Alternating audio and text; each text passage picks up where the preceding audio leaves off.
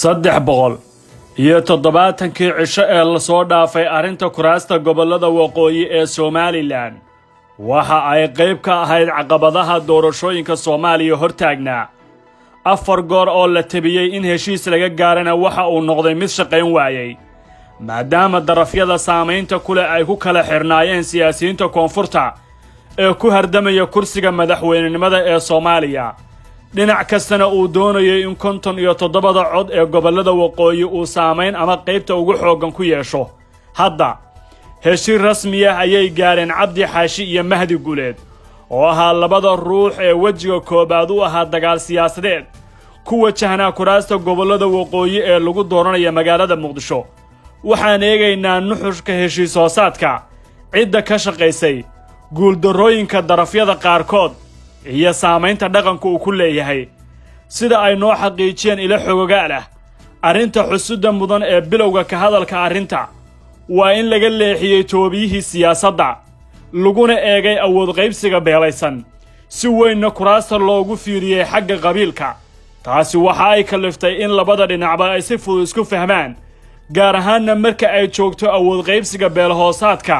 taasi waxa ay muujisay in dhinac kasta dhabtiisa uu xaqiiqsado yaqiinsadana kuraasta beeshiisu ay gaarka hoose u sii leedahay. Muqdisho waxaa joogay 14kii cisho ee lasoo dhaafay odayaasha dhaqanka ee Somaliland, xubnaha ugu waaweyn si qarsoodiye ayay ku yimaadeen caasimadda si ay arrinta xal uga gaaraan. qaarkood waxa ay ka soo safreen dalalka dibadda ah, gaar ahaanna boqor buurmadow oo caan ku ah arrimaha siyaasadda saamayn xoogganna ku leh marka ay joogto gudaha Somaliland. cidda koobaad ee soo dhiraandhirisa is-afgaradka waa awoodda xagga beelaha oo labada dhinacba saamayn xooggan ay ku yeesheen kalena wareegeen arrimaha talada muhiimka ah. markii ay soo baxay habraacii dowlad goboleedyada iyo ra'iisul wasaare Rooble ayna soo dhaweysay arrintaasi, ayay leeyihiin dadka sida dhow ula socday qadiyaddan, maadaama beelaha waqooyiga ee Somaliland ay dareemeen in halis weyn oo boob kuraastooda ah uu ku soo wajahan yahay.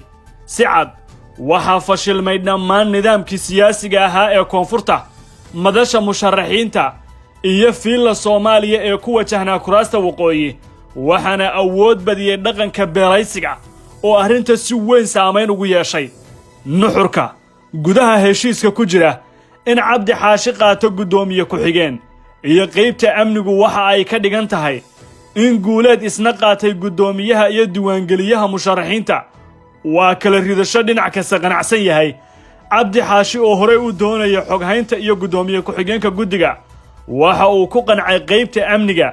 waa goob weyn magac ahaan, waana meesha lagu kala reebayo xubno badan oo ay ka mid yihiin ergooyinka iyo guddoomiye ku-xigeenka oo isagu aan ahayn jago aad u sii buuran. ha yeeshee sida loo fuliyo iyo hanaanka qaybahaasi looga shaqeeyaba waa arrimo kale oo saamayn kala reebi doona. fashil kale waa in dhinacyo badan oo ay ku jiraan dowlad goboleedyada qaarkood oo doonaya in arrintu ay noqoto mid taagan oo durba aan xal laga gaarin laga badiyey, taasoo dhaqanka Somaliland ay ka biyo diideen.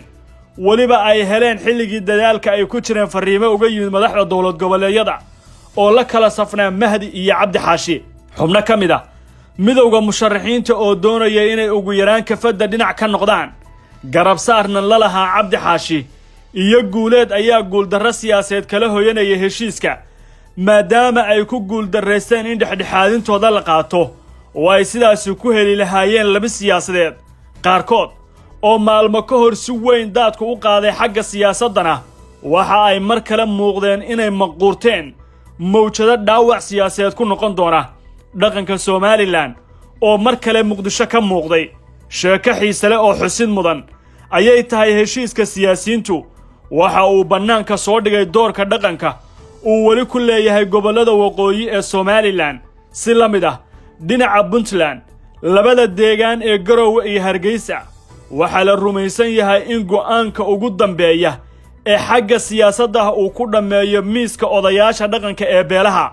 dhacdo xiise leh waa arrinta habraacyadii u dambeeyey ee la meelmariyey ee kuraastan doorashadooda awoodda siinaya ra'iisul wasaare Rooble oo iyana daaqadda ka sii baxaya, gaar ahaanna kuraasta Somaliland, iyadoo arrintaasi ay dhibsadeen qabiilada kuraasta leh maadaama odayaasha dhaqanka ee waqooyigu ay go'aamiyeen in kuraastooda ay dhacsadaan iyo maamulkeedaba.